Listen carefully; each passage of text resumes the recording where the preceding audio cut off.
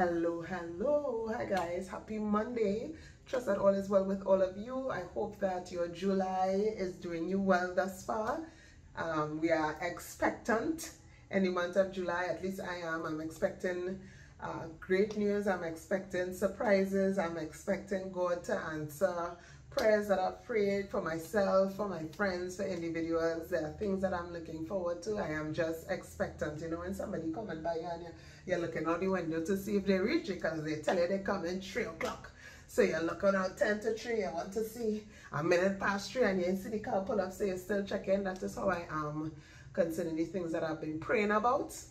And beseeching God, asking God, requesting, thanking God for in advance. So I hope that it is a month of expectation for you. Join in, feel free to join in me on that. It is also a month that I'm hoping that as I'm doing it for myself, not only are we assessing to see where we are business-wise, where we want to go, where we see ourselves in the future. And for me, I'm not doing the 5 years, 10 years. It's like the next 6 months, the next 2 years. I've stopped at the next 2 years. Where do you want to be? How do you want to be functioning and operating in your business? How do you want to be functioning and operating in ministry? What do you want to see in your life in this space here? Don't do the 5, don't do the 10. Just do right this month, 6 months, a year, 2 years. And I just hope that if you are on the same path, that you are doing so prayerfully, you are doing so with careful and detailed examination of yourself and everything. And like I said, not just for your business, but for yourself as an individual. If circumstances and situations arise, how have I handled this in the past, and how am I going to handle this as this new version, season 2 of myself, as I'm saying right now? How do you want to handle this? And your season 2 could have started in March, your season 2 could have started in April, your season 2 could have started in June. How are you going to deal with things moving forward from this moment going onward? So I trust that this is how your month is progressing, and that you're putting everything underneath a magnifying glass. Like I said, whether it be business, if you're a small business owner, whether it be a career, if you want to change career path, if there's something else you want to do, if there's more things you want to learn, more courses you want to take, just everything. And we're looking intently at the little speck. You know, when scientists put on that thing and they have it underneath that magnifying glass there, that microscopic view of everything where it's very detailed, pull away, strip away, and see, is there anything that I need to do to improve for me? It is a very season 2, feels very selfish to me. Others may think of it as very selfish, but I am very focused on becoming, and that after the becoming is plenty things. So I am focused, I am selfishly, some might want to say, focusing in on things that I need to do, things that I need to stop doing, all the things. So I'm hoping that July, the second half of the year, begins with a month of reflection.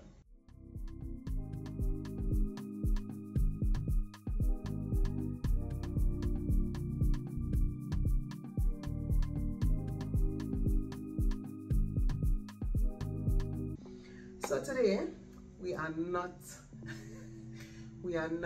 be doing it next week, but we are not talking about prayer today. At least I don't think so. So I'm going to read, I'm in the book of Psalms, and I'm reading Psalms 105. And I just want to share one thought that overwhelmingly came over me after reading this chapter. I wouldn't read the whole thing, because I want this one to be a short one. Let's always start to get fed up with me. Oh God, she just be doing too much. So I am going to start from verse 5.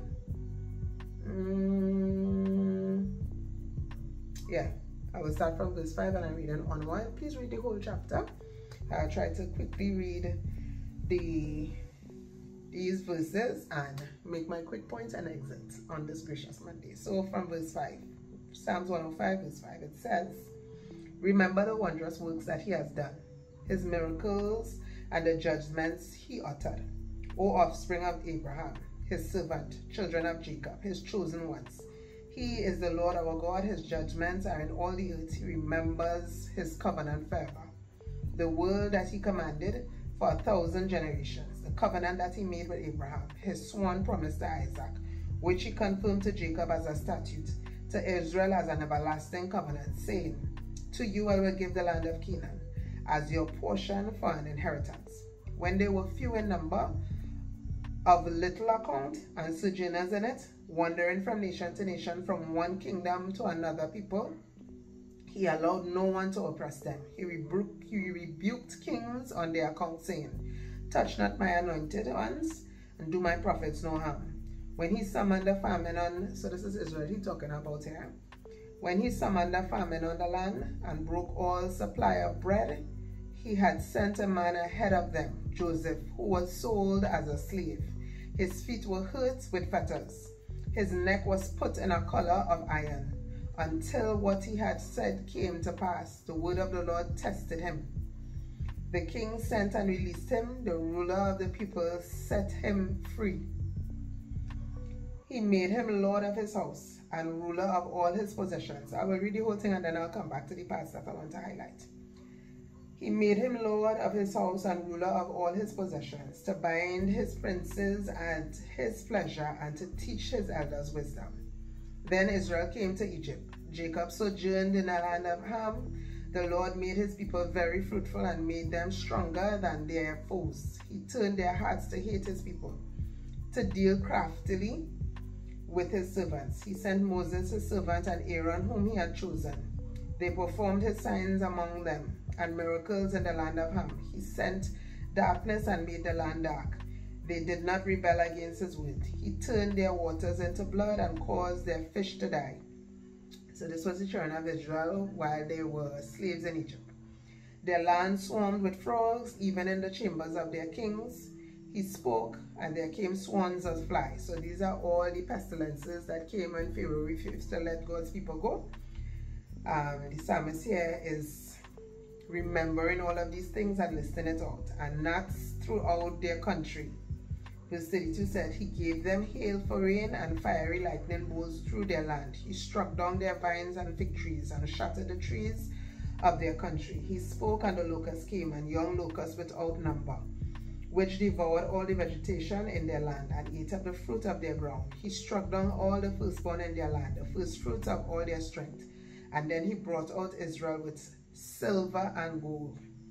And there was none among his tribes who stumbled. Egypt was glad when they departed, for dread of them had fallen upon it. He spread a cloud for a covering and fire to cover light by night, to give light by night. They asked, and he brought quail, and gave them bread from heaven in abundance. He opened the rock, and water gushed out. It flowed through the desert like a river, for he remembered his holy promise, and Abraham his servant. So he brought his people out with joy, his chosen ones with singing, and he gave them the land of the nations. And they took possession of the fruit of the people's toil, that they might keep his statutes and observe his laws. Praise the Lord. So this chapter here is almost like a chapter just to remind us of all the things that Israel went through, all the things that God brought them through from as far back as Joseph. Now I want to highlight the part that stuck out to me. You see when the chapter highlight, and he sent a man ahead of them, Joseph, who was sold as a slave.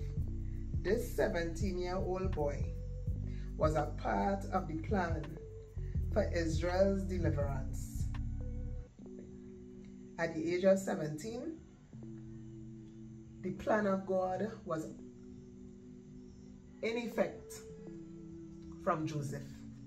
The plan of God was in effect from Joseph from the moment he was sold into slavery. So his brothers not liking him, his father favoring him, the dreams that he would have had, all of that was a part of God's plan for Israel to be fed during a time of famine.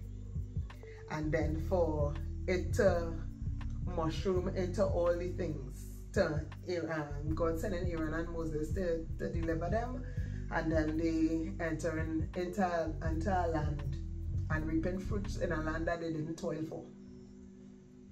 What I want to highlight is, we, from time to time, like I say it all the time, life does be lifing. And we may be going through very painful, difficult, heart-wrenching, disappointing, all the negatives that you will want to, all the synonyms that you might want to use, all the things that all the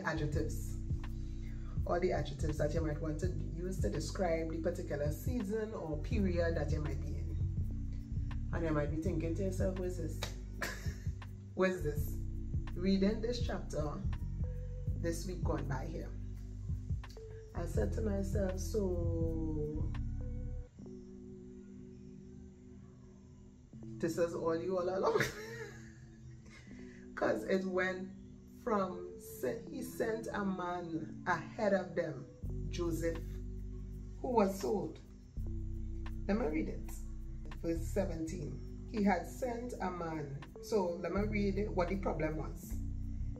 So he allowed no one to oppress them. He rebuked kings on their account, saying, touch not my anointed and do my prophets no harm. When he summoned a famine, on the land and broke all supply of bread, he had sent a man ahead of them, Joseph, who was sold as a slave. His feet were hurt with fetters, and his neck was put in a collar of iron, until what he had said came to pass. The word of the Lord tested him. The king sent and released him. The ruler of the people set him free. He made him lord of his house and ruler of his possessions, to bind his princes and at his pleasure, and to teach his elders wisdom. Then Israel came to Egypt. Jacob sojourned in the land of Ham, and the Lord made his people very fruitful and made them stronger than their foes. So Joseph, God summoned a famine. Pharaoh had these two dreams that told him of an impending doom. This is what is going to happen. You're going to have 7 years of plenty, 7 years of famine.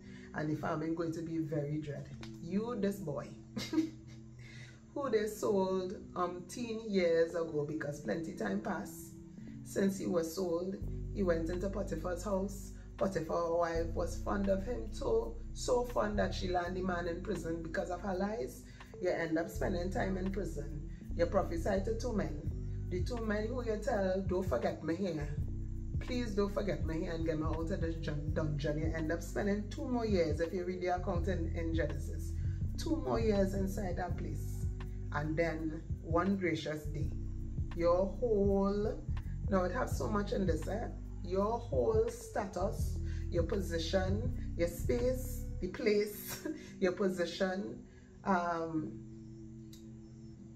the power that you have, all of that changed in one day. One man called for you and set you free, and before you know it, you will advising his priests, advising his princes at his pleasure to teach his elders wisdom.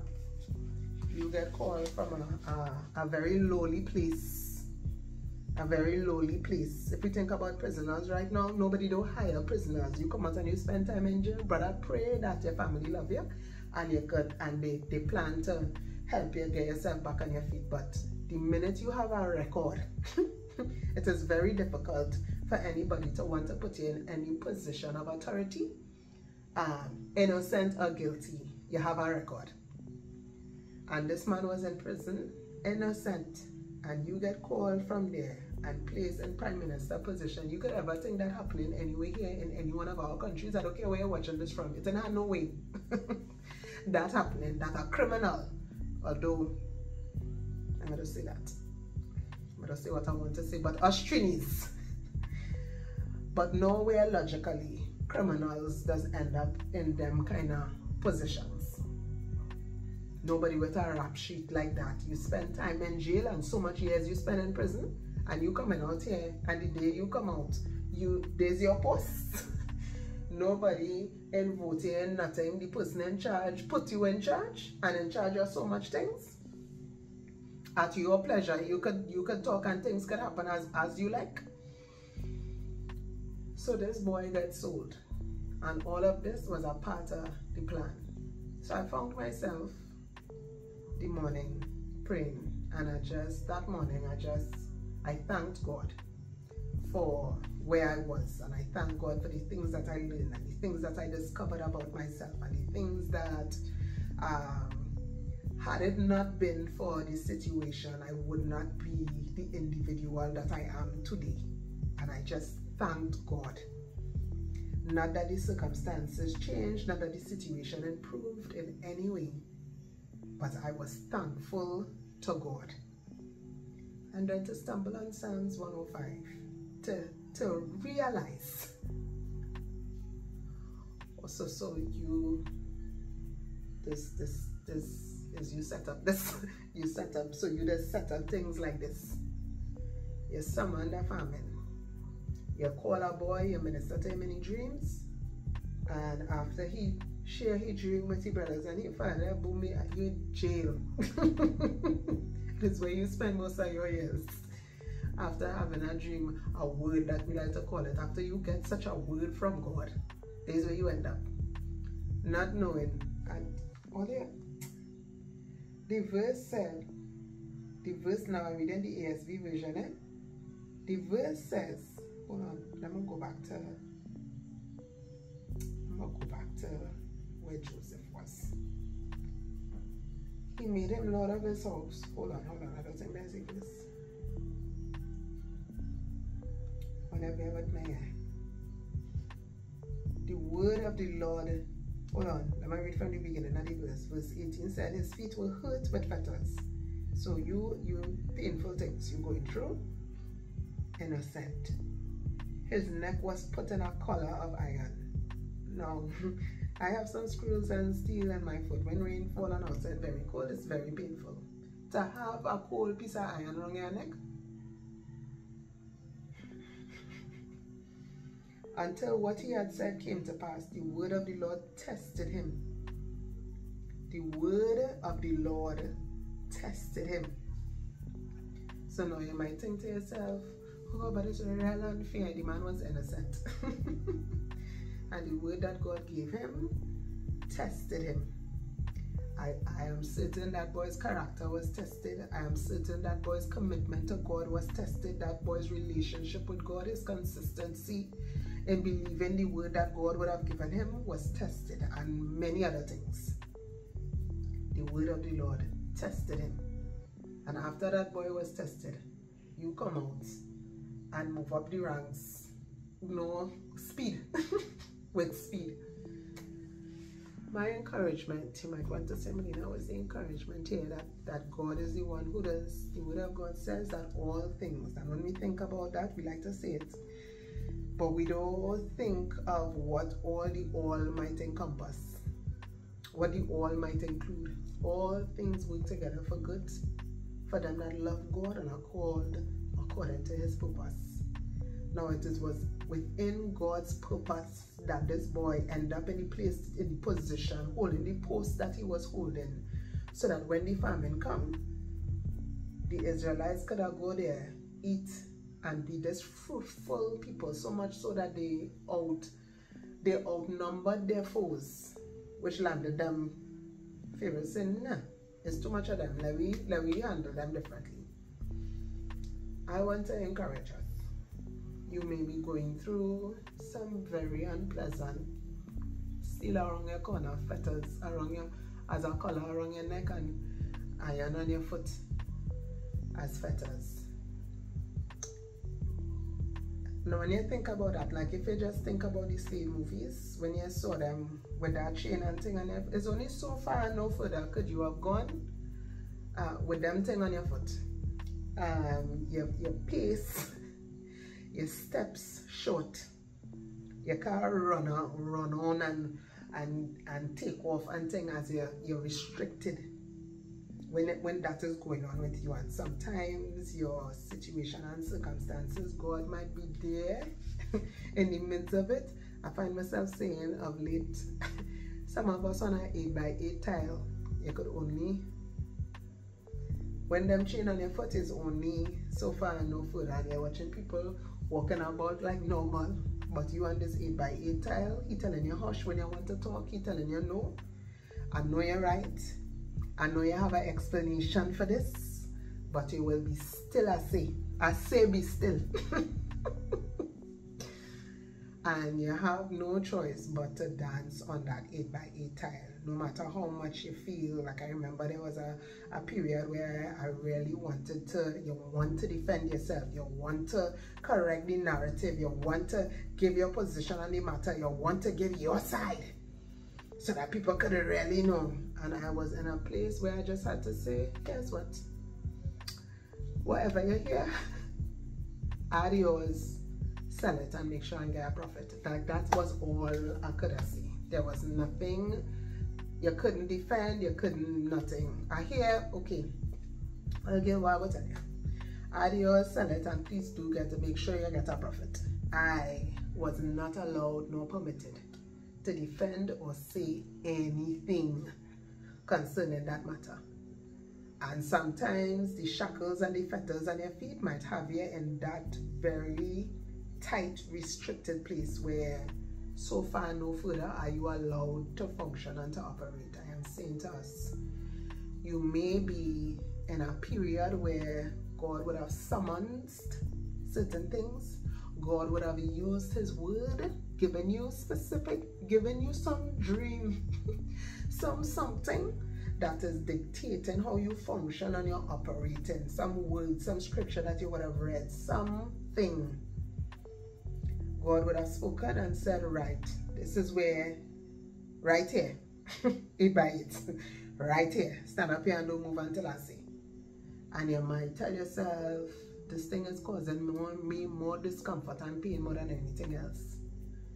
And that very thing that you would have been told might be the thing that God is using to test you, to test your commitment, to test your loyalty to him, to test how much you want to be a disciple, to test how much are you willing to take up your cross, denying yourself to follow him, to test you. I just want to encourage us. In all the happenings that is happening, God is very much aware. I tell you, when I read that thing, I said, so you well know. You well know. And it's not that you don't know that God knows everything, but the way that was explained there in those verses, you were telling me from Joseph as a boy, because you mentioned the being sold part, that was as a boy. He wasn't even the legal adult age as a boy. From that child boyhood, you had a plan in place for a famine, a plan in place for a people that you was going to set in a place that you promised.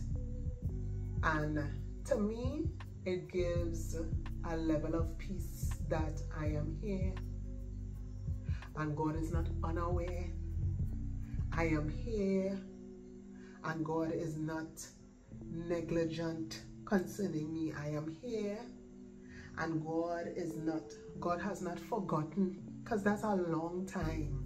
That's a long time. From Joseph being sold as a boy to that famine wasn't 1 year, 2 years, 3 years, 4 years. It was a long time. A long 10 plus years. And you might want to think, but but you forget. I hear. And it might be difficult for you to process that, but I just want to encourage us. God is not unaware. God is not negligent. He's not wicked and bad and don't care about you. That's not the case.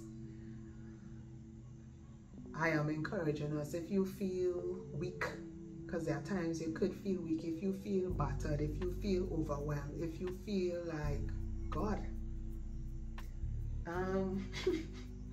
this is a little too much. I know you're telling me stay there and don't move, but over here I'm feeling like I stand up in an ant's nest, sun hot, and I ain't drink water into this. What kind of condition is this for somebody to be in for this lengthy period of time? I just want to encourage us. God is not unaware. He is fully aware. just stay in the plan. Stay in the plan. Don't deviate from the plans. When you're building and you're constructing a house and you want to add on something that's not there in the drawings, you have to go back to regional corporation for them to approve that before you could move forward. Do not deviate from the plan. If you're looking to do anything outside your 8x8 tile, make sure the boss himself sign off on that so that you could proceed. It is not worth it all. It is not. So I'm encouraging us, as sticky and hot and uncomfortable that brace around your neck is, as uncomfortable as those iron bars are around your ankle, as uncomfortable as it is to be walking trip because you can't really walk as fast as you need to walk, because looking like everybody's skating past you and you just here. That same speed that they're taking off with in a day, you could catch up and overtake in a day, in one day. You could catch up with who move on ahead of you and overtake Elijah when he sent the king and tell him, hurry up, jump in your chariot and go down quick before the rain come and keep you back. That boy take off, the Spirit of God came upon Elijah, and the speed that boy take off it, he surpassed those who went ahead. So don't think to yourself, wow, look how much years wasting, look how much years done pass. You started to get into the notion of regret and all kind of thing. Ask God for the grace to help you to stay according to the plan. To stay according to the plan. God have a plan. God had a plan from that boy being sold from the pit as a slave. Your whole family, you're by yourself. You're by yourself, sold as a slave. You're by yourself. I cannot even buy yourself into some place that you're foreign, you have no family, you have nobody, by yourself. And all of that was a part of the plan. But in the end, the story, the end, the culmination of all of God's plan was a beautiful thing. So I just want to encourage us. My intention was not to go long, but that I pray that, I'm not even sure if I'm bringing it over the way it impacted me, but I pray that this chapter will impact you in the way that it impacted me, and allow you to see this place to be at peace on your 8x8 tile. To be at peace on your 8x8 tile with your collar around your neck and the shackles, the fetters on you, where you're only allowed to operate within a small space, a tight space. Know that even though it seems as if everybody else leaving you in this tight, uncomfortable position, in one day, God could make 10 years condense into one day, whether this be ministry-wise, business-wise. Just stay in the plan, stay in God's plan, go according to the drawings, the outline. God know what the bigger picture is. He know how to bring the entire thing to pass. My advice, my encouragement for us today is to stay in the place that God would have had you until he gave for the direction. God's intention was never to keep Joseph in that place of discomfort, in that place of loneliness for so long, in that place of being mistreated, judged wrongly.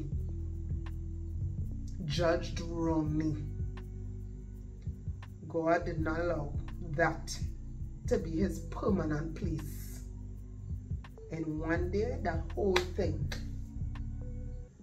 changed into something differently. From his clothes to his status, to the place and the space that he occupied and resided in, his position, the authority that he had. All of that changed in one day.